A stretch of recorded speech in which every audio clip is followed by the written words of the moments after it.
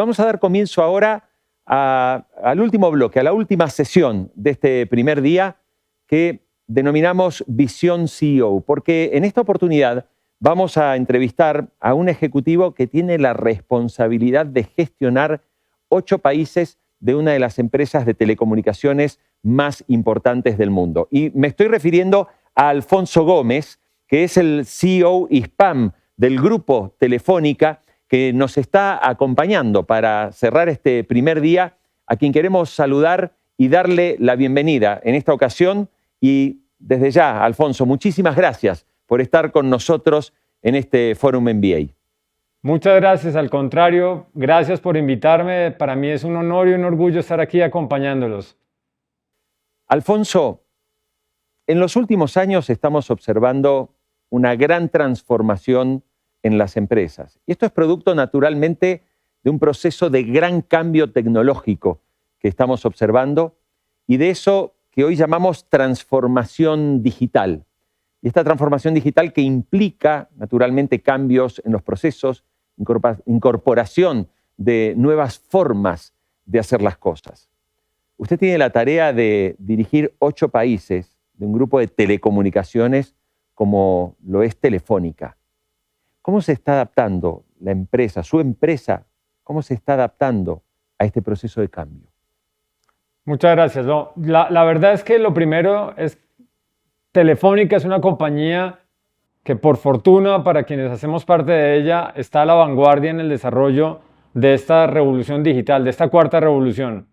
Eso nos permite entender los cambios de la industria, cómo se va moldeando y nos permite tener equipos mirando un poco hacia el futuro, mirando lo que viene y preparándonos. De manera que en general la posición de esta compañía es privilegiada por la fortuna de contar con equipos que no miran solamente lo que está ocurriendo hoy, sino que ven más adelante y nos van preparando para ello. Entonces, es una posición en la que nos venimos preparando. Empezamos a hablar hace casi 10 años de la revolución digital, de la digitalización primero y luego ya de todo lo que puede significar esta revolución a partir de la inteligencia artificial. De manera que tenemos equipos trabajando, tenemos equipos que no están trabajando desde ahora, sino que llevan varios años trabajando y nos ha permitido dar unos pasos a la vanguardia, digamos, en la industria.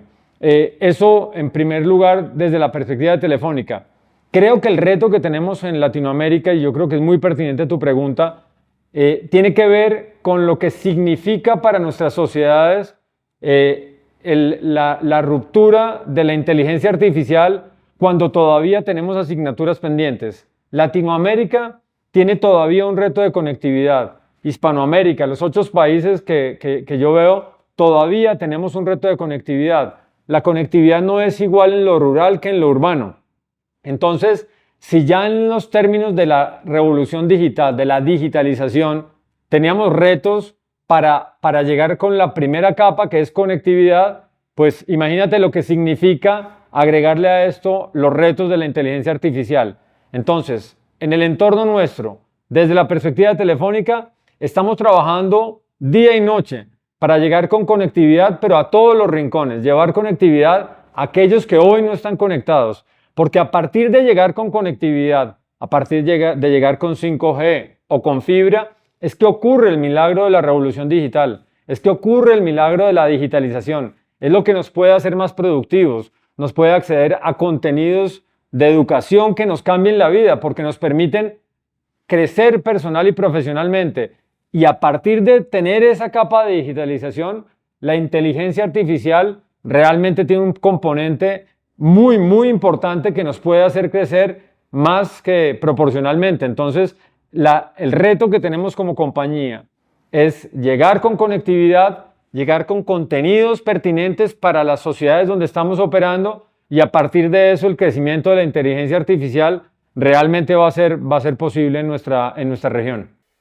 Recién nos hablabas de la brecha digital en América Latina, esa dificultad que todavía afronta toda la región respecto de las personas que tienen acceso a la conectividad digital y todo aquel sector, sobre todo los sectores rurales que tienen más dificultades para que llegue a ellos esa posibilidad de conectarse al mundo online, al mundo digital.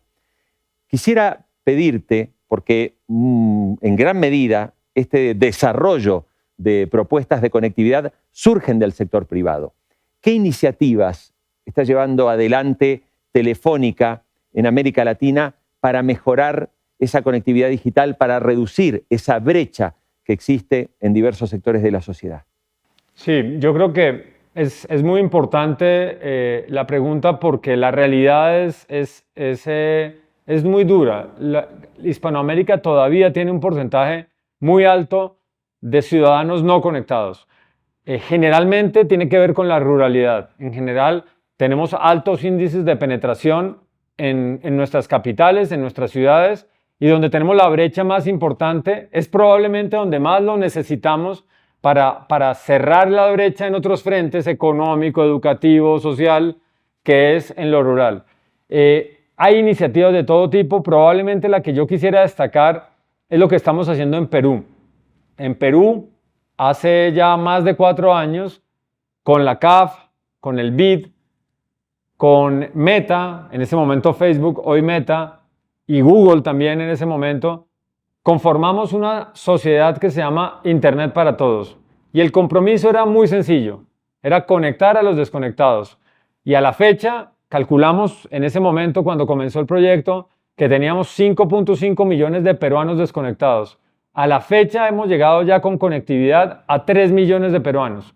Y lo que hemos hecho es aprovechar todas las redes existentes y ponerlas al servicio de la industria, de todas las compañías de telecomunicaciones. Es trabajar aunadamente llegando con conectividad a esos peruanos que están desconectados.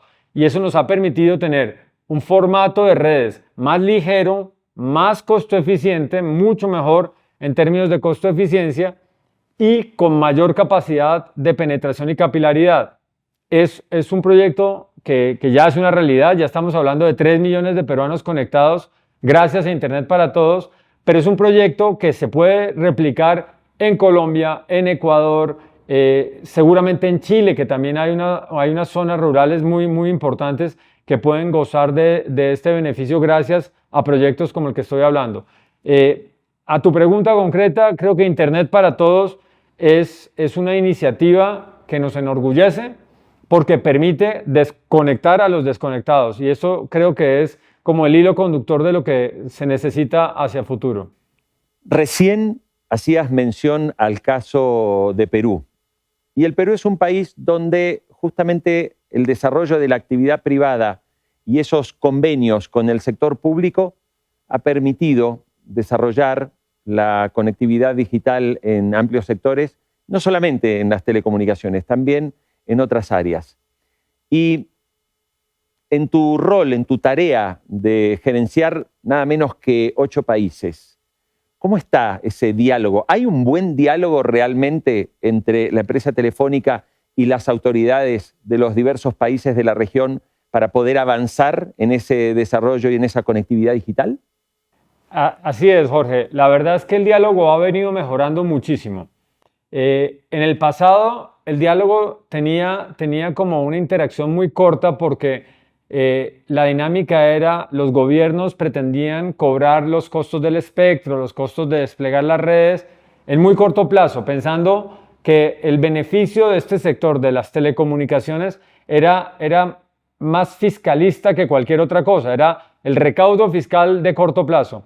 La verdad es que ese diálogo y esta conciencia sí ha cambiado en todos los países. Todos entienden que el sector de las telecomunicaciones lo que hace es desplegar una infraestructura que es clave para los demás sectores de la economía. Es como un portaaviones. A partir de las telecomunicaciones puedes construir una banca con mayor capilaridad, puedes construir más procesos educativos, puedes construir más procesos de innovación y emprendimiento. Es decir, si tienes una buena capa de telecomunicaciones, de infraestructura de telecomunicaciones, puedes desarrollar otros sectores.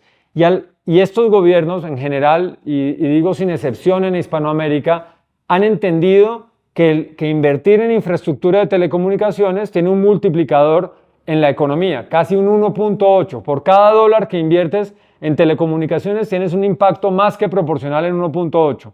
Entonces, realmente hemos empezado a tener un diálogo distinto en materia regulatoria, en materia de costos de espectro, en materia de apoyarnos para desplegar las infraestructuras de redes de fibra óptica en todos los países.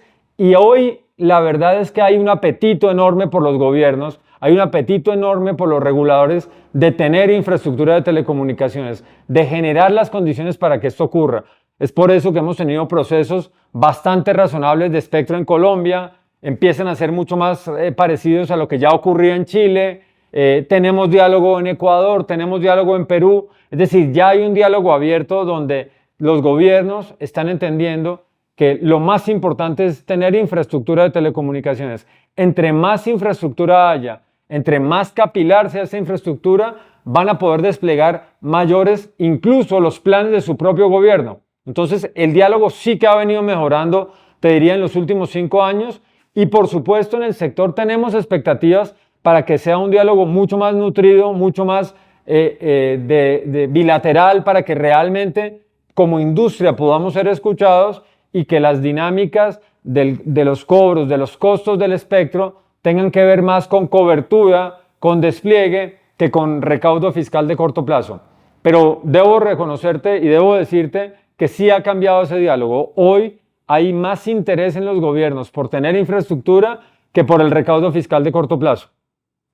El tema del momento es la irrupción de la inteligencia artificial y la relevancia que está adquiriendo este desarrollo tecnológico que promete una revolución en muchísimos aspectos.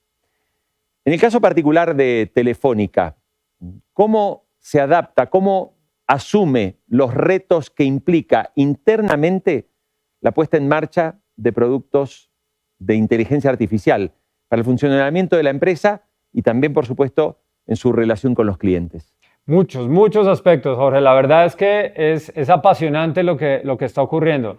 Lo primero es que es una disrupción que vino para quedarse. Nadie puede imaginarse el futuro sin el uso de herramientas de inteligencia artificial y aún de inteligencia artificial generativa, es decir, aquella que aprende de sí misma. En nuestro entorno, muchísimo. En primer lugar, el despliegue de nuestras redes.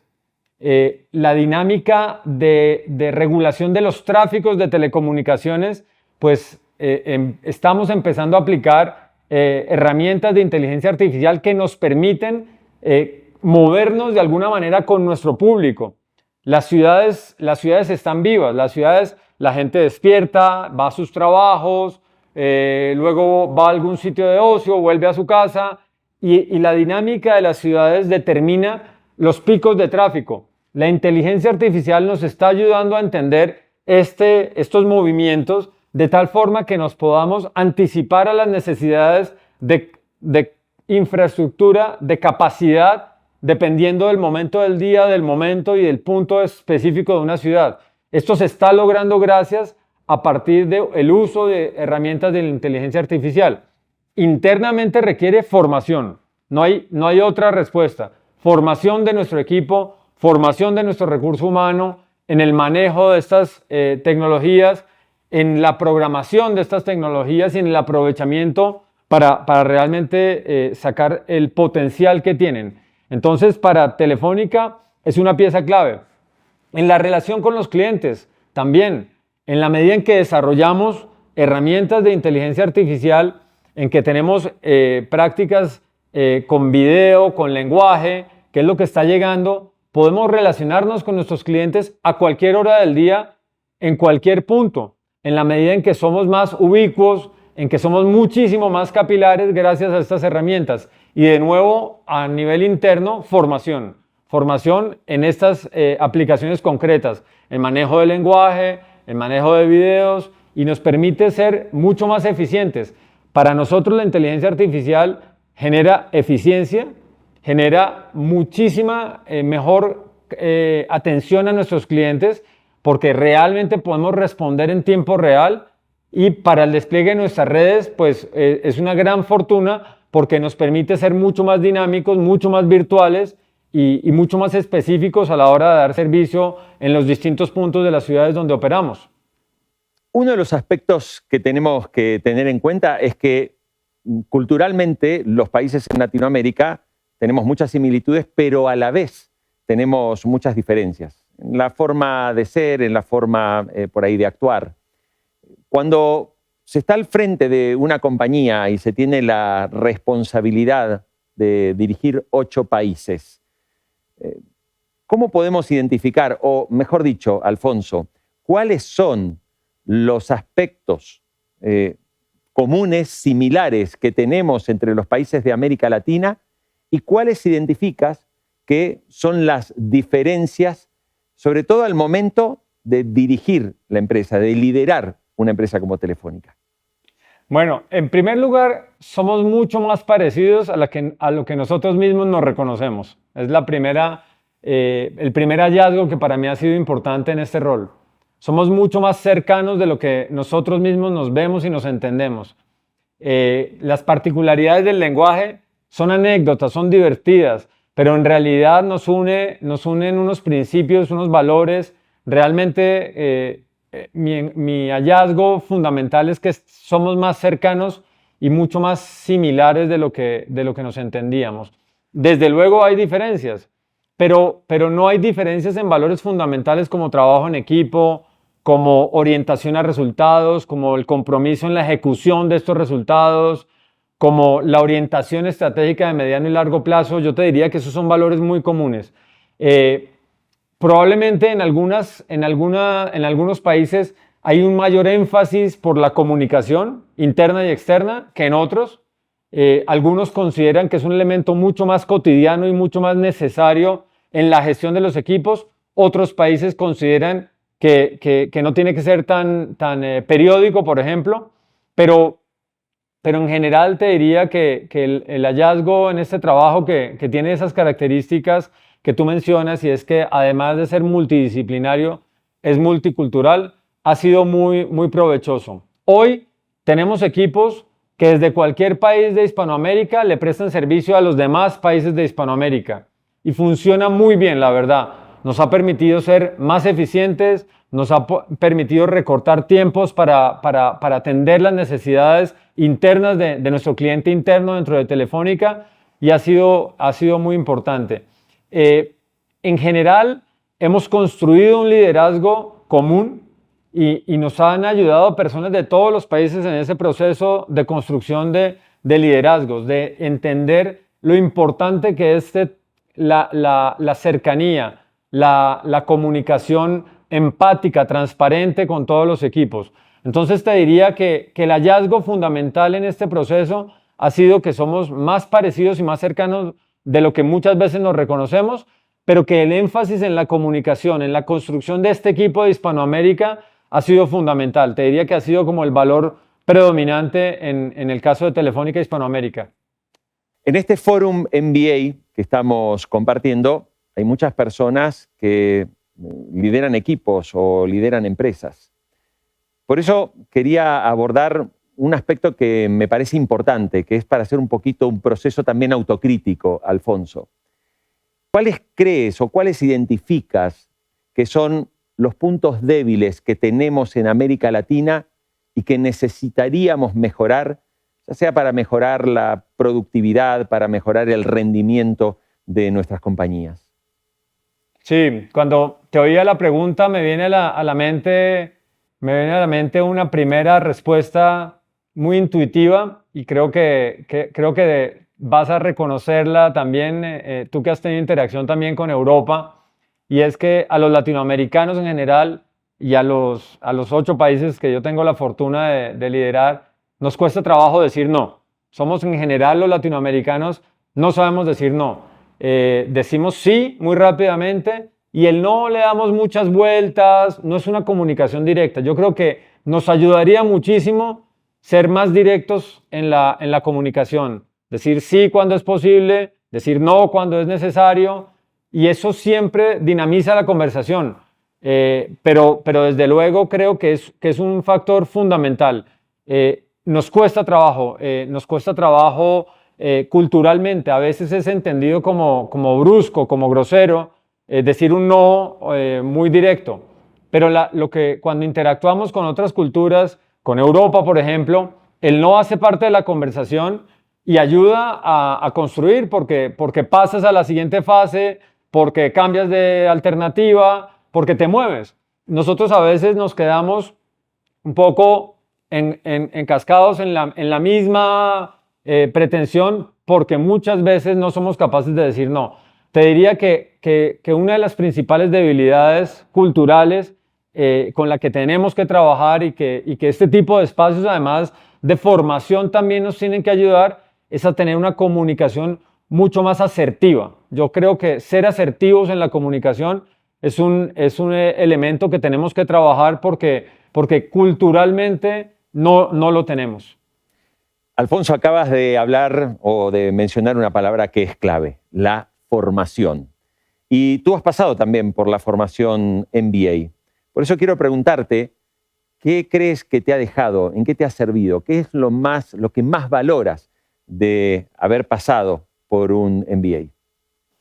Creo que lo más importante son los compañeros, las personas con las que participé, porque me enriquecieron. Me enriqueció muchísimo ver otras industrias, me enriqueció muchísimo otros perfiles de liderazgo, compartir con personas del sector privado, del sector público. En mi caso, además, tuve la oportunidad de compartir con algunos militares que tienen otra perspectiva y sobre todo la dinámica de las industrias, temas que son particulares de algunas industrias, pero algunos que eran comunes a todas las industrias. Entonces te diría que el primer tema que me ayudó muchísimo y que invito a todos los que están en estos espacios de formación a aprovechar es que la primera fuente de enriquecimiento son los propios compañeros.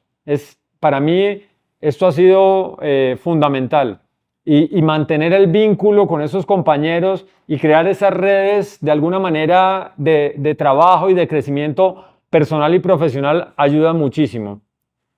Lo segundo es conocer casos concretos, a partir de esta metodología de casos concretos, verse y forzarse a analizar situaciones que no son típicas o situaciones que no son cómodas, pero creo que salirse un poco del entorno de confort, de me lo sé todo, es maravilloso, es enriquecedor.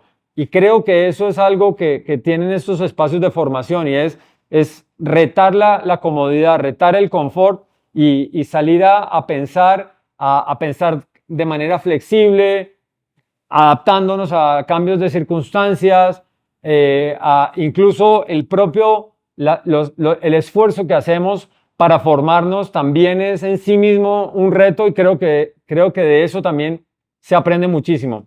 Pero te diría que esos son los dos elementos que yo destaco más. Compañeros, los compañeros fundamentales y retar el confort, la zona de confort. Alfonso, para terminar, cuando comenzó este Fórum MBA, el expresidente del Grupo Bancolombia, Carlos Raúl Yepes, hizo alusión a que para liderar, primero hay que liderarse uno mismo. Y me gustaría cerrar con una respuesta tuya, una reflexión sobre cuáles son las principales virtudes que debe tener un buen líder. Sí, yo he tenido la oportunidad de interactuar con Carlos Raúl y el concepto lo comparto plenamente.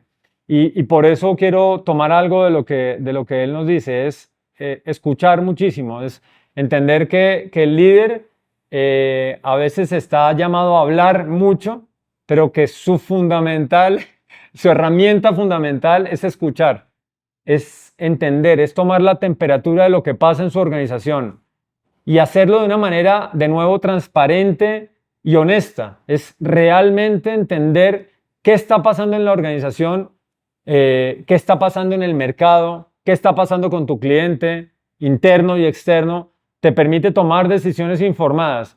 Entonces te diría que uno de los elementos fundamentales es tener una escucha activa, una escucha que permita realmente tomar decisiones, que te permita ser muy honesto y transparente de lo que está ocurriendo, insisto, internamente y externamente, porque no nos olvidemos que las organizaciones son como una caja de cristal, concepto que también que ha sido muy debatido, y es lo que ocurre internamente dentro de tu empresa también se transmite a los clientes, y lo que está ocurriendo con quienes se interactúan con los clientes repercute lo que ocurre al interior de tu empresa. Entonces, tener ese proceso de comunicación muy activo, muy al día, con el termómetro midiendo la temperatura, creo que es un factor muy importante.